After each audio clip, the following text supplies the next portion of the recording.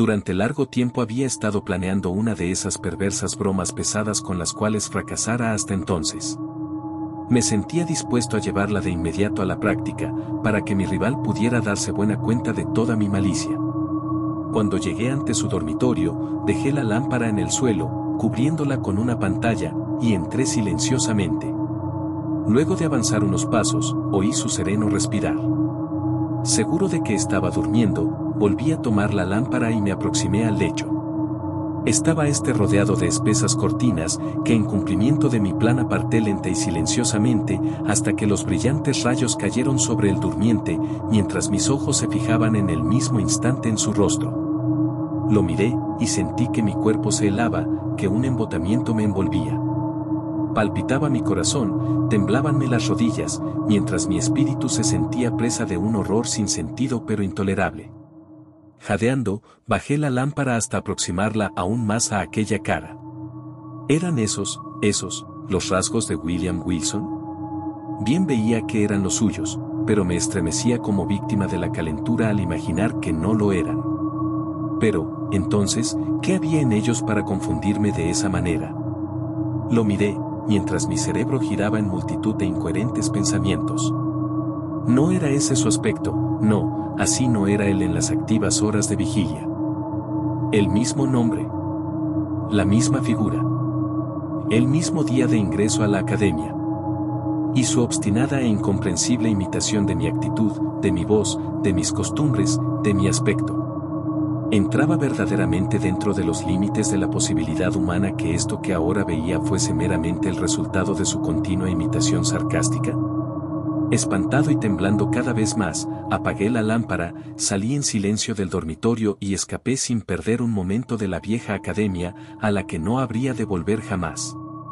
Luego de un lapso de algunos meses que pasé en casa sumido en una total holgazanería, entré en el colegio de Eton. El breve intervalo había bastado para apagar mi recuerdo de los acontecimientos en la escuela del Dr. Bransby, o por lo menos para cambiar la naturaleza de los sentimientos que aquellos sucesos me inspiraban. La verdad y la tragedia de aquel drama no existían ya. Ahora me era posible dudar del testimonio de mis sentidos. Cada vez que recordaba el episodio me asombraba de los extremos a que puede llegar la credulidad humana. Y sonreía al pensar en la extraordinaria imaginación que hereditariamente poseía. Este escepticismo estaba lejos de disminuir con el género de vida que empecé a llevar en Eton. El vórtice de irreflexiva locura en que inmediata y temerariamente me sumergí barrió con todo y no dejó más que la espuma de mis pasadas horas. Devorando las impresiones sólidas o serias y dejando en el recuerdo tan solo las trivialidades de mi existencia anterior. No quiero, sin embargo, trazar aquí el derrotero de mi miserable libertinaje, que desafiaba las leyes y eludía la vigilancia del colegio. 3 años de locura se sucedieron sin ningún beneficio, arraigando en mí los vicios y aumentando, de un modo insólito, mi desarrollo corporal. Un día, después de una semana de estúpida disipación, invité a algunos de los estudiantes más disolutos a una orgía secreta en mis habitaciones.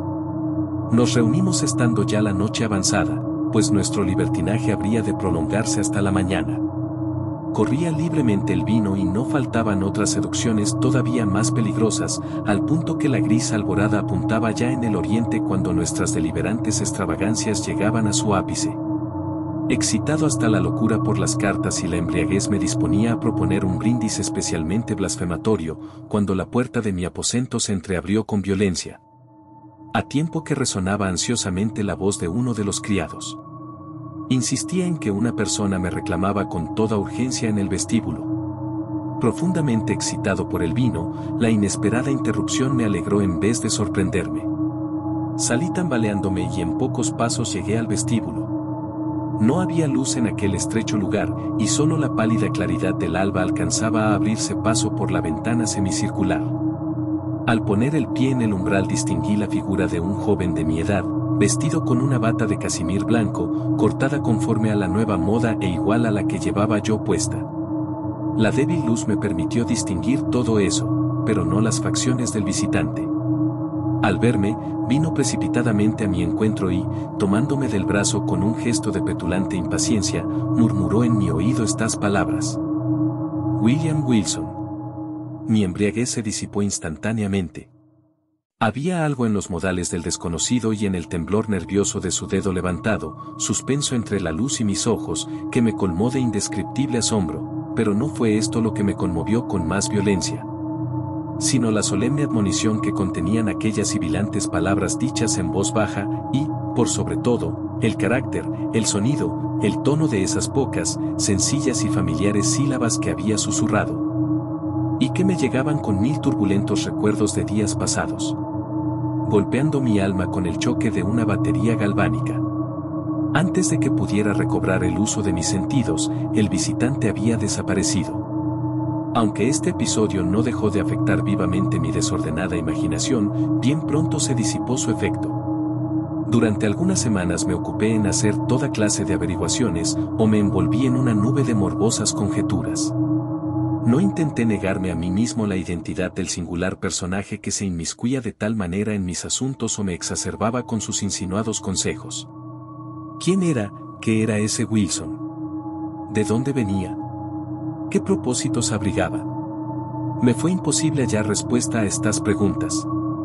Solo alcancé a averiguar que un súbito accidente acontecido en su familia lo había llevado a marcharse de la academia del Dr. Bransby la misma tarde del día en que emprendí la fuga. Pero bastó poco tiempo para que dejara de pensar en todo esto, ya que mi atención estaba completamente absorbida por los proyectos de mi ingreso en Oxford. No tardé en trasladarme allá, y la irreflexiva vanidad de mis padres me proporcionó una pensión anual que me permitiría abandonarme al lujo que tanto ansiaba mi corazón y rivalizar en despilfarro con los más altivos herederos de los más ricos condados de Gran Bretaña.